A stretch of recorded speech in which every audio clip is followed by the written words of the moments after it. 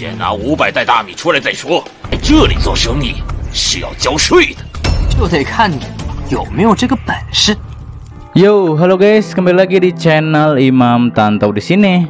Dan di video kali ini tentunya bakal melanjutkan alur cerita film Donghua yang berjudul Tales of Dome Asgard part ke-48 di season kelima.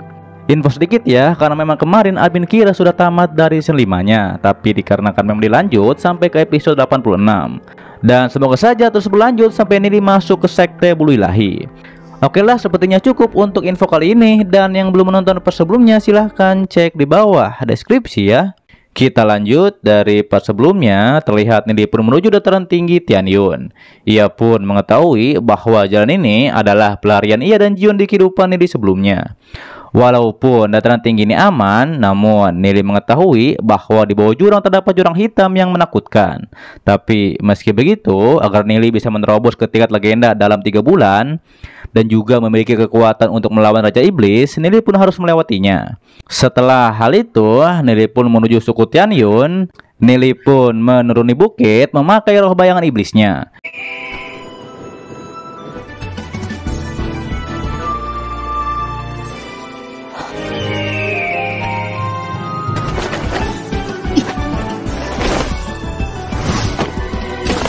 Hingga pada akhirnya Nili pun sampai ke pasar kota Tianyun. Terlihat para pedagang pun menawarkan jualannya kepada Nili. Mereka juga bertanya-tanya siapa tuan muda ini, dikarenakan mereka melihat pakaian bagus yang dipakai oleh Nili. Pedagang di sana pun mengatakan mungkin Nili tidak pernah menuruni bukit. Di saat itu Nili bilang pasar ini masih sama seperti di kehidupan Nili sebelumnya. Nili pun mengetahui bahwa itu adalah warung bubur milik Bos Yun. Kemudian Nili pun duduk di sana dan memesan 1 porsi bubur.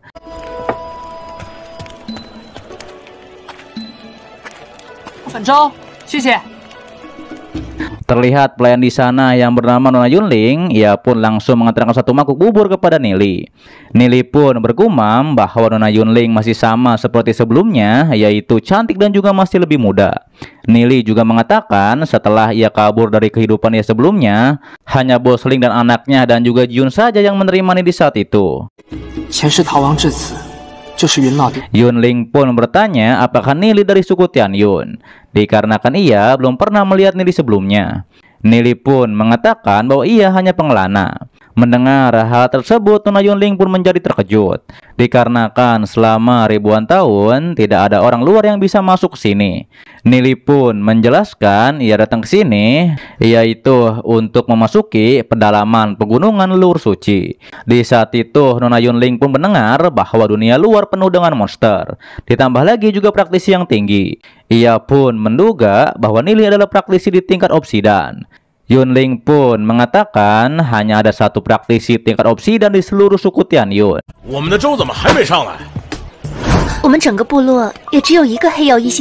Terlihat sebelum Nona Yunling melayani pelanggan lain, Nili bilang apakah bisa menukar suatu barang untuk transaksi di sini, dikarenakan Nili tidak mempunyai uang. Mendengar hal tersebut, Nona Yunling pun mengatakan tentu saja bisa. Namun Nona Yunling berkata bahwa ia harus mengantarkan bubur terlebih dahulu kepada pelanggan lain. Sementara Nili pun mengetahui bahwa suku Tianyun mengandalkan pemburuan monster, yaitu untuk mendapatkan daging. Ditambah lagi Nili tahu walaupun di tempat ini tak ada serangan gelombang binatang, akan tetapi sulit untuk bertahan hidup. Saat itu Nili pun melihat orang yang nampaknya ia mengenal orang tersebut. Di sisi lain ternyata Nona Yunling mengantarkan bubur pada tuan muda itu. Yunling 姑娘，不好意思，让你们久等了。 Nili pun menduga bahwa tampaknya orang ini adalah putra dari seorang tetua. Ditambah lagi, Nili juga mengetahui ada dewan tetua yang mengatur keputusan di seluruh suku ini. Dan ternyata ada 5 tetua di dewan tetua tersebut. Diketahui masing-masing dari mereka menguasai suatu kekuatan. Setelah hal itu, Nona Yunling pun menanyakan nama Nili.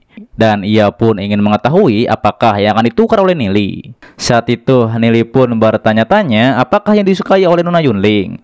Hingga pada akhirnya Nili pun mengetahuinya. Dan ia pun langsung saja mengeluarkan sesuatu dari cincin ruang.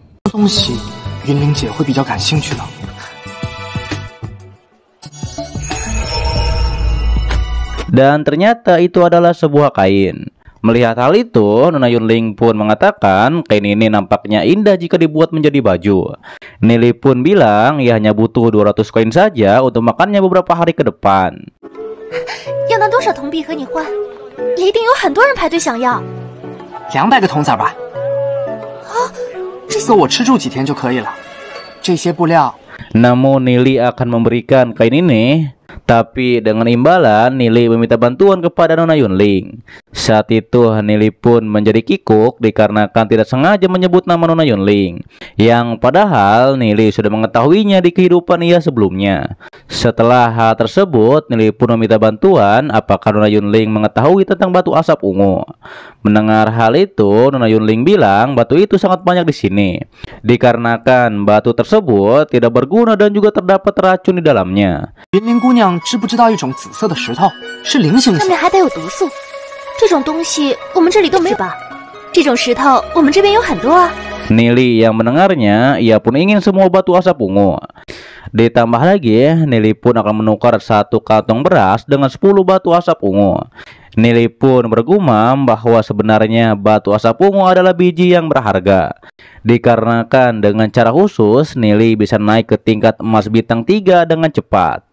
Nili juga mengetahui di kehidupan ia sebelumnya, ia juga melakukan pertukaran untuk membalas budi.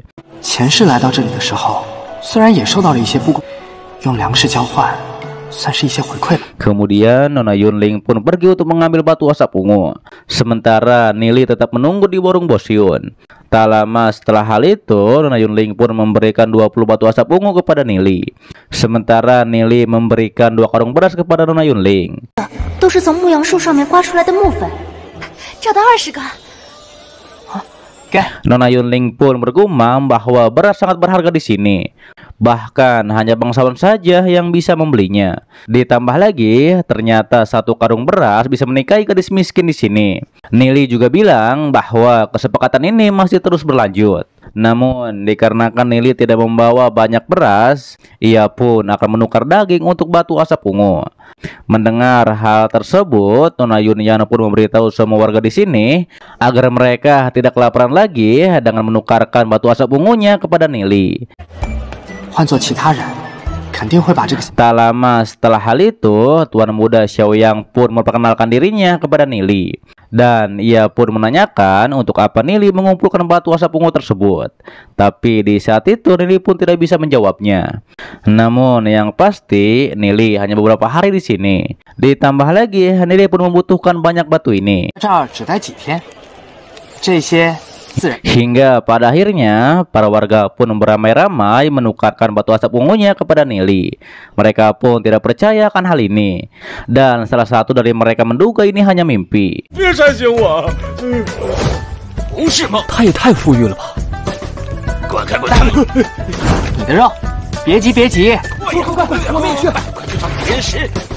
Tapi di saat itu anak kepala suku yang bernama Xiong Kuan pun tiba di sana. Kemudian ia pun meminta Nili membayar pajak bisnis dengan mengeluarkan 500 karung beras.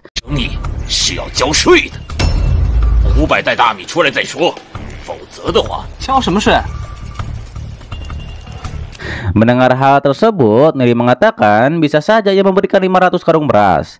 Tapi itu tergantung apakah Xiong Kuan punya kemampuan untuk mendapatkan ini. Oke guys, cukup sekian dari Tales of Awdom Esgard part ke-48 di season kelima. Dan untuk part selanjutnya akan diupdate hari Rabu ataupun hari Minggu paling telat, oke? Dan terima kasih buat kalian yang menonton sampai detik ini dan selalu support channel admin. Admin juga mendoakan semoga kalian baik-baik saja dan juga sehat-sehat buat keluarga di sana, oke? Tentunya agar kalian tidak ketinggalan setiap notif berikutnya, yang belum subscribe silahkan subscribe. Dan sampai jumpa kembali di video selanjutnya. Till next time and bye bye.